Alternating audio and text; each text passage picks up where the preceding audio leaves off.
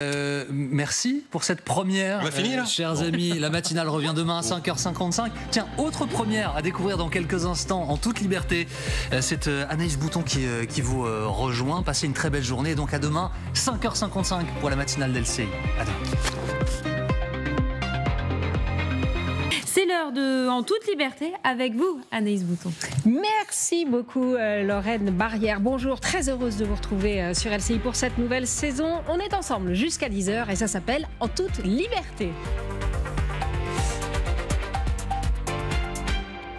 En toute liberté, c'est quoi? 1 heure pour prendre de la hauteur, 1 heure pour décrypter l'info qui compte et pour décrypter aussi l'info qui va compter dans la journée.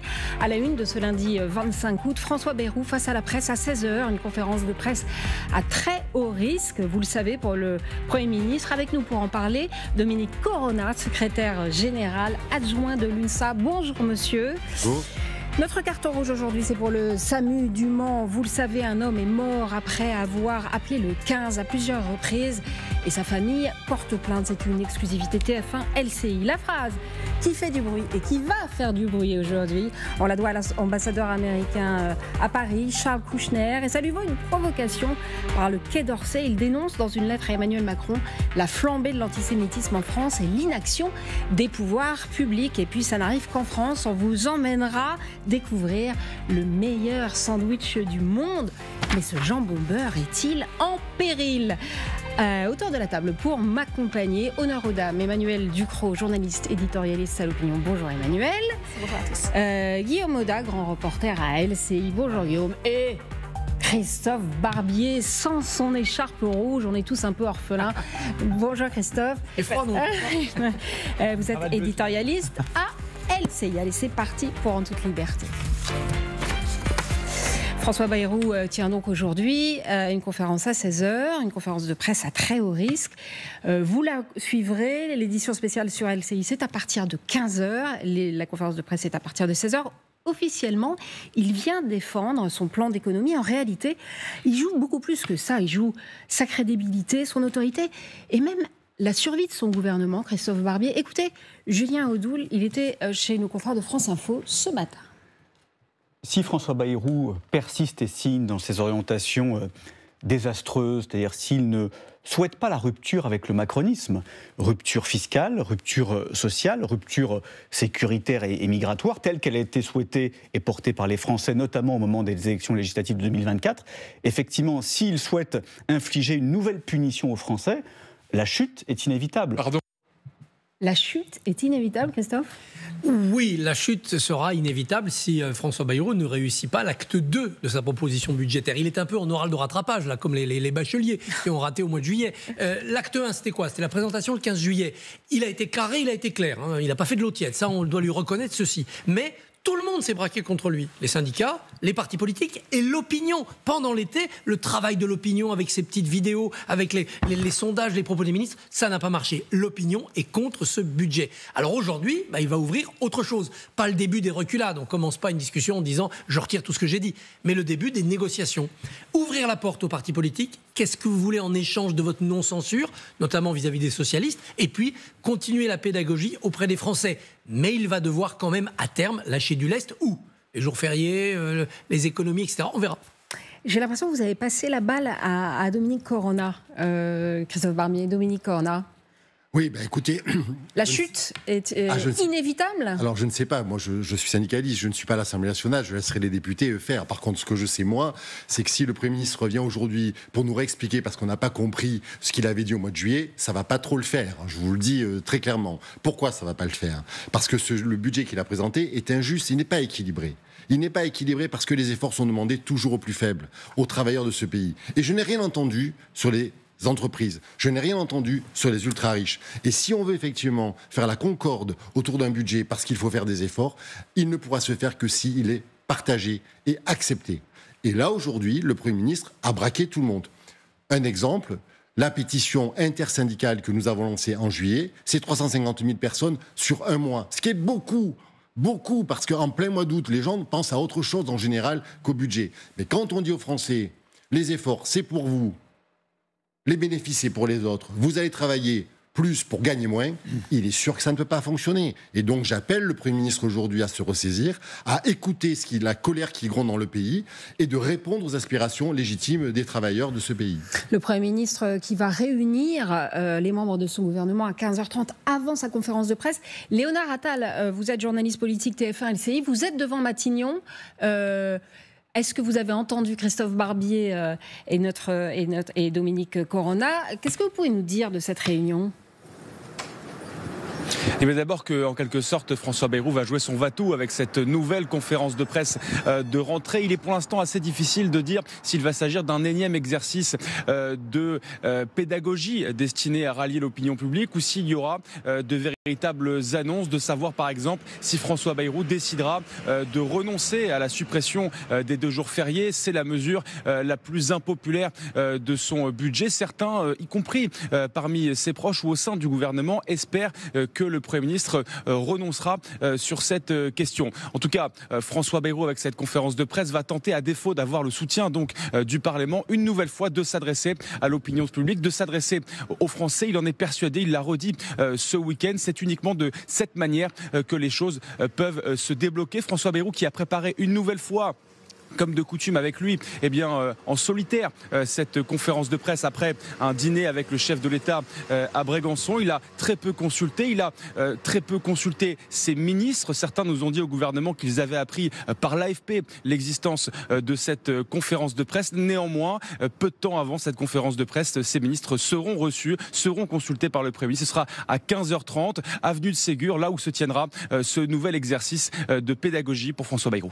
Merci beaucoup Léonard Attal. Alors, il l'a dit dans le Parisien, le Premier ministre, seule l'adhésion des Français peut changer les choses. Seule l'adhésion des Français. Ah oui, alors tout le monde se marre sur le plateau. Guillaume Audat, il y a une mesure proposée par le Premier ministre qui fait vraiment l'unanimité contre elle, c'est la suppression des jours fériés. Est-ce que c'est un vrai avantage en France ?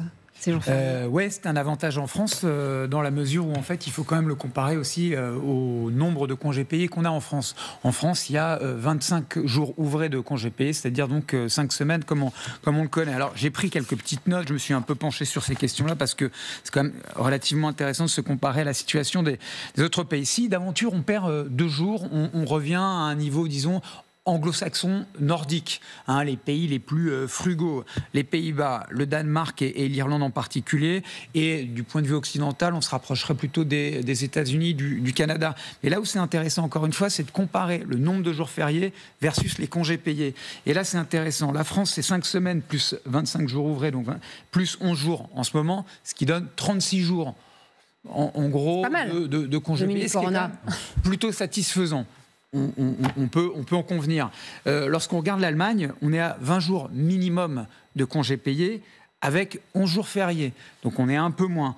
L'Italie, c'est 20 jours de congés payés. 20 jours. 20 jours de congés payés. Le Royaume-Uni, c'est 20 jours de congés payés plus 8 jours fériés. Vous voyez qu'on descend systématiquement. Donc on est parmi les pays les plus avantagés en termes de congés payés et de jours fériés.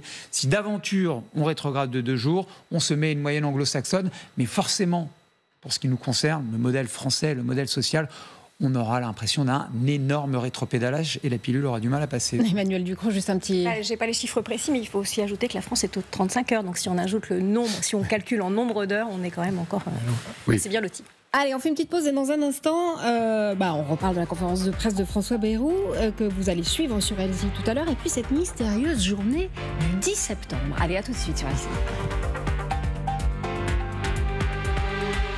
Allez, de retour En toute liberté avec Emmanuel Ducrot, avec Christophe Barbier, avec Guillaume Audat et avec Dominique Corona, secrétaire adjoint de l'UNSA.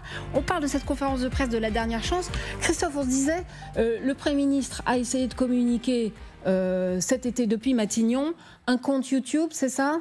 Oui, avec des petites vidéos. C'était pas le moment parce que les gens étaient en vacances. C'était pas les bons sujets parce que c'est des sujets qui fâchent. Et donc ça faisait que mettre de l'huile sur le feu. Puis c'était pas la bonne forme parce que si c'était un native, comme on dit dans les nouvelles technologies, François Bayrou, ça se saurait. Bon, allez, on tourne la page de l'été. Une nouvelle séquence s'ouvre. Elle est périlleuse. 3 risques pour Bayrou, la censure à l'Assemblée. Le 10 septembre, la présence dans la rue. Puis un 3e risque, Emmanuel Macron, Il a reçu Bayrou jeudi à Brégançon. Oui, mais il le soutient officiellement. Il a adoubé. Ah oui, alors ça, c'est le baiser de la mort. Emmanuel Macron, il n'a plus qu'un an et demi de mandat. Il joue beaucoup sur l'international. Il n'a pas besoin d'un pays à feu et à sang avec des manifestations et des blocages, parce qu'il a besoin de la tranquillité ici pour avoir un peu de poids à l'extérieur. Dans la rue, vous le disiez, Christophe, une grève générale, une manifestation, on ne sait pas très bien, se prépare le 10 septembre sans qu'on sache réellement qui en est l'architecte, Emmanuel Ducrot. Et ça, c'est vraiment extrêmement intéressant parce qu'on sent monter quelque chose qu'on a du mal à détourer. Enfin, comme on dit quand on fait du graphisme, on ne sait pas où sont les bords de l'image. Ça a commencé avec quelque chose qui était assez à droite. Nicolas qui paye, des gens qui en ont marre de la surtaxation de leurs revenus. Alors, expliquez rapidement ce que c'est Nicolas qui paye. Alors, Nicolas qui paye, c'est un mouvement né sur les réseaux sociaux de gens qui sont, disons, plutôt à droite, c'est plutôt dans le monde des petites entreprises et qui en ont marre des surtaxations appliquées aux entreprises et puis aussi aux ménages. Donc on voit monter ce Nicolas qui paye. Assez vite, il est un peu débordé par d'autres composantes. Alors, j'ai noté les noms. On a des gens qui s'appellent les essentiels. Alors, ils sont plutôt souverainistes, plutôt pour un Frexit. Donc là, on est quand même encore quelque chose très, très à droite. Ensuite, on a eu les gueux qui se sont greffés sur ce mouvement. Alors ça, les gueux, c'est le mouvement qui était agrégé par Alexandre Jardin, l'auteur, d'abord contre les ZFE. Puis après, il a essayé d'attraper d'autres trucs, les éoliennes, les bassines. Enfin bon, vraiment beaucoup de choses un peu nébuleux. Et puis là, on voit que les partis très à gauche qui ont raté leur gilet jaune se disent finalement on a un mouvement qui a l'air assez populaire, on va essayer de se greffer sur le... On écoute Jean-Luc Mélenchon à ce sujet, au sujet du 10 septembre. Jean-Luc Mélenchon. Nous avons observé que déjà toute une série de fédérations syndicales ou d'unions locales syndicales appellent à l'action le 10 septembre. Et nous craignons que l'action trop dispersée ne s'épuise elle-même. C'est la raison pour laquelle nous souhaitons que les syndicats, dont c'est le pouvoir, les confédérations ont ce pouvoir, appellent à une grève générale ce jour-là pour donner à cette journée du 10 septembre une immense puissance. Alors, qu'est-ce que c'est que cette immense puissance à l'UNSA? Qu'est-ce que vous allez faire? Vous allez appeler à la grève? Vous allez appeler au blocage? Écoutez, nous avons une intersyndicale. Tous nos numéros 1 vont se voir le 1er septembre.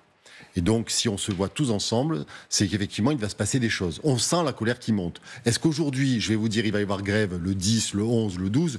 Je me garderai bien de faire des pronostics. Ce que je peux vous dire vraiment, c'est que la base est très en colère, que nous sentons, nous, une montée d'huile très très forte dans les entreprises, dans la fonction publique, et que cette colère-là... Mais précisément sur les remèdes proposés par le Premier ministre, c'est-à-dire sur la suppression des 2 jours fériés, sur l'année blanche... Sur la suppression des jours fériés, parce que tout à l'heure, on nous a donné des explications sur les jours fériés. Mais par exemple, sur l'Allemagne, c'est 9 jours fériés, mais les Länder peuvent en donner quelques-uns. Donc, ils peuvent être montés jusqu'à 14 jours de jours fériés. Donc, quand on compare, il faut aussi donner les chiffres un peu globaux. Donc oui, les jours fériés, ça grince des dents. Oui, l'année blanche grince des dents. Quand vous avez la pauvreté qui explose en France, vous voyez, on n'a jamais eu un taux de pauvreté aussi important en France. Et d'inégalité sociale. Et que nous allons bloquer les prestations sociales. Vous savez, 1 ou 2 euros pour quelqu'un qui est aux prestations sociales, c'est énorme. 1 ou 2 euros pour quelqu'un qui gagne des centaines de milliers d'euros, c'est rien. Et c'est là la difficulté. Et donc, il tape sur les plus faibles, il tape sur les travailleurs. Et ça, ce n'est pas acceptable aujourd'hui. Et on voit cette colère qui monte. Et moi, je suis assez inquiet, d'ailleurs, de cette colère. Parce que... nous, on va être obligés aussi de l'accompagner, mais aussi de la structurer.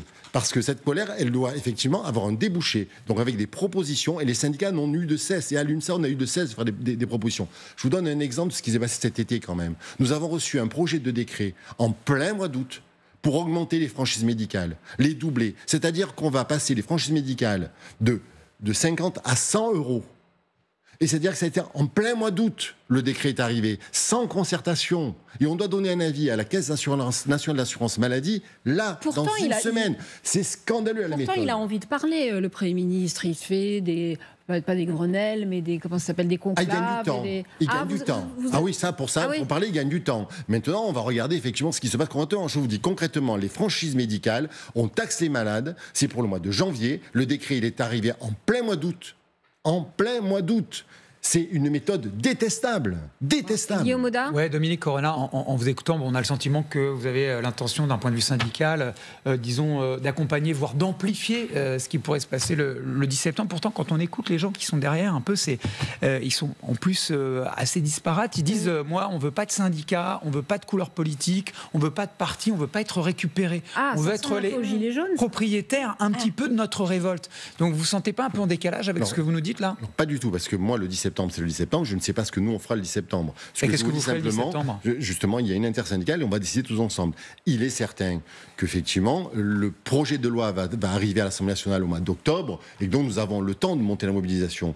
On a déjà commencé avec cette pétition parce que 350 000, et là elle va augmenter encore parce que la rentrée arrive, on voit bien que ça pousse fortement. Donc oui, il y a de ces monuments protéiformes, donc nous on est assez méfiants de regarder ce qui va s'y passer parce que effectivement. Mais eux aussi sont assez méfiants. Oui, c'est ça.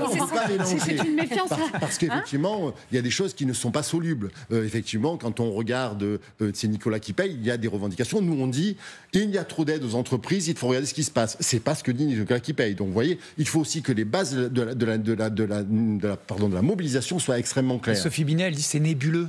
Elle n'a pas tort. Nous-mêmes, nous pensons à l'UNSA que c'est nébuleux. C'est pour ça d'ailleurs qu'il faut qu'on se mette d'accord sur des modalités, sur des revendications claires, et pour pouvoir arriver au gouvernement en disant voilà, maintenant c'est ce que nous souhaitons. Mais est-ce que le gouvernement va entendre cette colère protéiforme et la colère des syndicats ?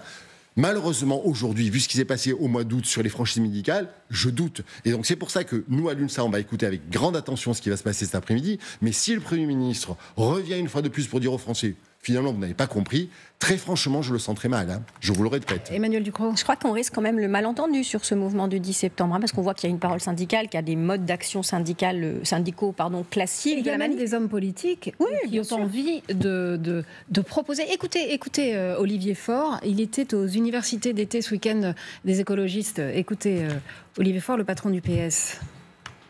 Notre vocation n'est pas non plus de la canaliser, de la dompter, de l'instrumentaliser, de la soumettre, mais de lui offrir un débouché politique. De lui offrir un débouché politique. Alors, comme c'est joliment dit, Christophe Barbier. C'est de la récupération politique. C'est-à-dire, à un moment donné, on va essayer de toute cette colère, d'en faire des votes au municipal, et puis d'en faire des votes et des soutiens électoraux, au cas où il y ait censure et peut-être dissolution, même si Macron l'exclut. Tout ça, il y a un calcul. Par ailleurs, à gauche, dans les partis, on a une forme de surenchère. Mélenchon a dit on y va, les autres disent on suit. Voilà. Emmanuel Ducrot. Olivier Faure, sur quelques jours sur les réseaux sociaux, disait qu'il ne comprenait pas vraiment ce qu'était ce mouvement du 10 septembre. Il dit, on ne comprend pas ce qu'il demande. Mais c'est pas grave, on va y aller quand même. On risque quand même le malentendu, parce que le mouvement du 10 septembre initial, il dit pas on va dans la rue et on manifeste. Il dit on bloque le pays en restant chez nous et en ne consommant pas. On n'est même pas sur un mouvement type gilet jaune où on va sur les ronds-points. C'est encore autre chose. Et c'est une militance sans visage. Bougé, ça, depuis. Eh ben, on ne sait pas. En fait, on sait pas. Ben non, on ne sait pas. Vous avez diverses boucles Telegram qui se parlent, qui font des plans et qui ont des revendications qui sont d'une part totalement disparates et d'autre part totalement antagonistes. Alors, encore une fois, ce qui est soulevé par les gens qui à un moment donné expriment leur colère, il ne faut absolument pas le mettre de côté, le balayer.